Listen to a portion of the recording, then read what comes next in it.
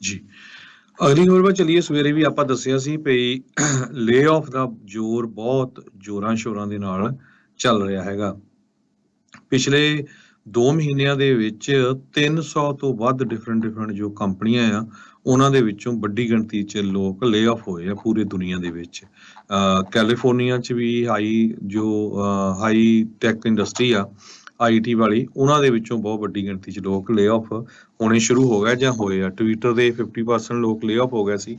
Meta ਦੇ CEO mark Zuckerberg ਨੇ ਆਪਣੇ ਕੰਪਨੀ ਦੇ ਐਗਜ਼ੀਕਿਊਟਿਵਜ਼ ਨੂੰ ਦੱਸਿਆ ਵੀ ਮੇਜਰ ਲੇ ਆਫ ਟੈਕ ਜਾਇੰਟ ਤੇ ਹੋਣ ਜਾ ਰਹੀ ਆ ਤੇ ਕੱਲ ਸਵੇਰ ਤੋਂ ਇਹ ਸ਼ੁਰੂ ਹੋ ਜਾਊਗੀ। ਇਹ ਵਾਲ ਸਟਰੀਟ ਜਰਨਲ ਨੂੰ ਰਿਪੋਰਟ ਕੀਤਾ ਗਿਆ ਹੈਗਾ ਆ। ਤੇ ਜ਼ਕਰਬਰਗ ਨੇ ਇਹ ਕਿਹਾ ਵੀ ਇਹਦੇ ਲਈ ਅਕਾਊਂਟੇਬਲ ਜੌਬ ਕੱਟਸ ਦੇ ਲਈ ਇਹ ਮੈਂ ਹੀ ਹੈਗਾ ਆ, ਵੀ ਮੈਂ ਉਸ ਦੀ ਜੋ ਜ਼ਿੰਮੇਵਾਰੀ ਆ ਉਹ ਲੈ ਰਿਹਾ ਹੈਗਾ ਆ।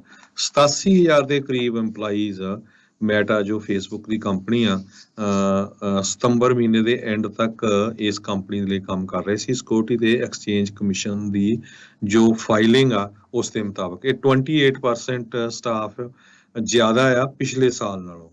ਤੇ ਕਿਉਂਕਿ ਟਿਕਟੌਕ ਨੇ ਕਹਿੰਦੇ ਕੰਪੀਟੀਸ਼ਨ ਬਹੁਤ ਜ਼ਿਆਦਾ ਦਿੱਤਾ ਹੈਗਾ ਆ ਫੇਸਬੁੱਕ ਨੂੰ, ਤੇ ਇਸ ਕਰਕੇ ਜੋ ਮੈਟਾ ਕੰਪਨੀ ਆ ਉਸ ਨੂੰ ਫਾਈਨੈਂਸ਼ੀਅਲੀ ਵੀ ਹਰਟ ਹੋ ਰਹੇ ਹੈਗੇ ਆ। ਤੇ ਲਿਫਟ ਨੇ ਪਿਛਲੇ ਦਿਨਾਂ 'ਚ 13% EMPLOYEE ਲੇ ਆਫ ਕੀਤੇ ਸੀ, ਸਟਰਾਈਪ ਨੇ 14%, ਤੇ ਐਮਾਜ਼ੋਨ ਵੀ ਲੇ ਆਫ ਕਰਨ ਜਾ ਰਿਹਾ। ਸੋ ਹਰ ਪਾਸੇ ਲੇ ਆਫ ਦੀ ਗੱਲ ਹੁਣ ਕਾਫੀ ਜ਼ੋਰ ਸ਼ੋਰ ਨਾਲ ਚੱਲਣੀ ਸ਼ੁਰੂ ਹੋ ਗਈ ਆ। ਸੋ ਹੋਪਫੁਲੀ ਆਪਾਂ ਤਾਂ ਇਹੀ ਆਸ ਕਰਦੇ ਹਾਂ ਵੀ ਜ਼ਿਆਦਾ ਨਾ ਹੋਵੇ, ਪਰ ਕੱਲ ਤੋਂ ਇਹਨਾਂ ਨੇ ਜਿਹੜੀ ਲੇ ਆਫ ਸ਼ੁਰੂ ਕਰਨੀ ਆ ਫੇਸਬੁੱਕ ਕੰਪਨੀ ਨੇ। ਜੀ। ਸੋ ਇਸ ਵਾਰ ਪਹਿਲਾਂ ਵੀ ਇਹ ਜਿਹੜੀ ਚਰਚਾ ਆ ਤੇ ਉਹ ਗੱਲ ਆਪਾਂ ਦੱਸੀ ਸੀਗੀ ਵੀ ਇਸ ਵਾਰ ਜਿਹੜੀਆਂ ਵਾਈਟ ਕਾਲਰ ਜੌਬਸ ਆ ਉਹਨਾਂ ਨੂੰ ਜਿਹੜਾ ਉਹ ਜ਼ਿਆਦਾ ਖਤਰਾ ਜਿਹੜਾ ਉਹ ਲੱਗ ਰਿਹਾ ਆ ਵੀ ਕੀ ਜਿਹੜਾ ਇਸ ਚੀਜ਼ 'ਚ ਬਣਨਾ ਹੈ। ਸੋ ਉਹੀ ਚੀਜ਼ ਇਸ ਟਾਈਮ ਸਾਹਮਣੇ ਆ ਰਹੀ ਆ।